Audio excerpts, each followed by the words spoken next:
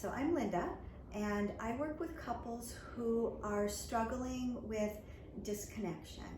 That they've perhaps had a connection in the past, and something has happened, or life experiences, or just life in general and family life. They found that they have grown apart or grown disconnected, and as they're struggling and trying to reconnect and get that closeness and that intimacy again, they find that they just keep missing each other, and it becomes more and more frustrating, and they become more and more either scared or in a panic, or they start to fall into more of a despair or a withdrawal as they're trying to feel that connection and feel that sense of closeness with their partner.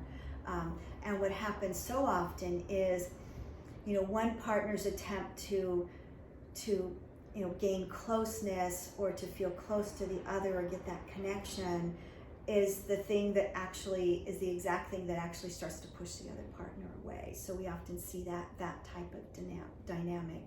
So in working with couples, what I like to do is we just start to talk about that. We talk about what's going on, and what is it that they want from this relationship, and what are the ways that they've attempted to connect. And a lot of times they're caught up in conflict, and one of the things with conflict is we often see conflict as something that's negative, but actually conflict is usually an attempt at connection. We engage in conflict because we're trying so desperately to connect and to develop that connection. So that's something that we start to talk about, and in what ways are they attempting to connect, and what are the results. And so getting underneath the anger. So a lot of times in conflict and desperation, couples often come in anger, in resentment, and so have those conversations about getting underneath the anger. What's underneath the anger? Because usually often anger is a secondary emotion. So underneath the anger is going to be fear, going to be sadness, going to be loss.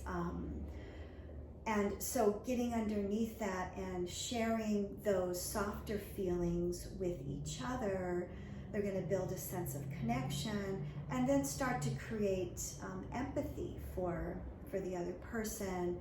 And then from there begin to develop a new set of skills, a new way of connecting, of talking to each other, a new way of having these dialogues, where the partner becomes an ally. You become an ally in life rather than like an opponent or an obstacle.